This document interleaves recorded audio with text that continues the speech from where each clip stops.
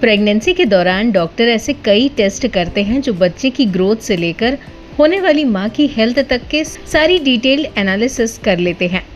इन्हीं में एक टेस्ट होता है APTT टेस्ट।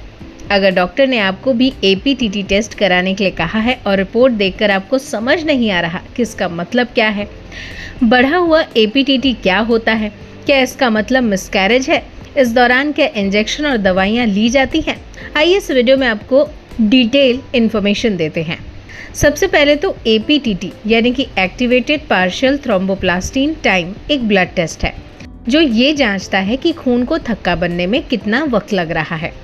प्रेगनेंसी में शरीर के कई हार्मोनल और फिजिकल बदलाव होते हैं जिससे ब्लड क्लॉटिंग सिस्टम भी बदलता है, इसलिए कुछ महिलाओं में ये टेस्ट करवाना ज़रूरी होता है।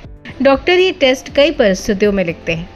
अब अगर आपका भी APTT टेस्ट हो चुका है और रिपोर्ट देखने में आपको परेशानी आ रही है तो बता दें कि APTT रिपोर्ट में पेशेंट वैल्यू यानी कि आपका APTT कितने सेकेंड का है बताता है। रेफरेंस रेंज लैब के मुताबिक नॉर्मल रेंज जो अक्सर 25 से 35 सेकेंड के बीच होती है। वहीं कुछ लैब कंट्रोल वैल्यू या रेशियो भी देते हैं। अगर APTT 25 से 30 सेकेंड के बीच है तो इसे आमतौर पर नॉर्मल मानते हैं। वहीं अगर APTT 35 सेकेंड से ज़्यादा है तो खून को थक्का बनने में सामान्य से ज़्यादा वक्त लगता है। इसके पीछे कई कारण होते हैं।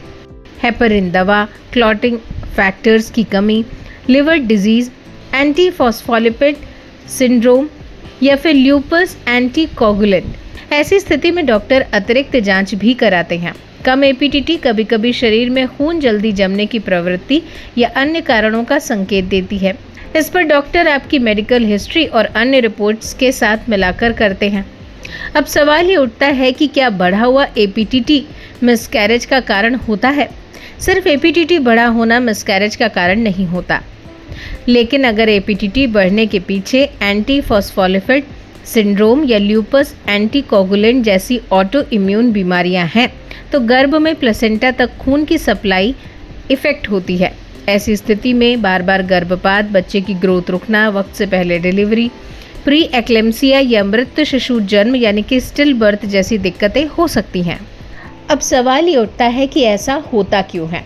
कई बार विटामिन K की कमी भी गंभीर रूप से ब्लड क्लॉटिंग को इफेक्ट करती है। हालांकि इसका असर पहले PT और INR पर अधिक दिखाई देता है, लेकिन कुछ स्थितियों में APTT भी बढ़ सकता है।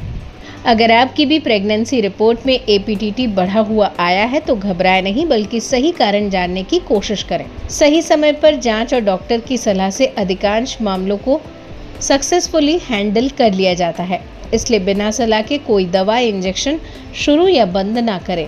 अगर ये जानकारी आपके लिए फ़ायदेमंद है तो वीडियो को लाइक, शेयर और सब्सक्राइब ज़रूर करें।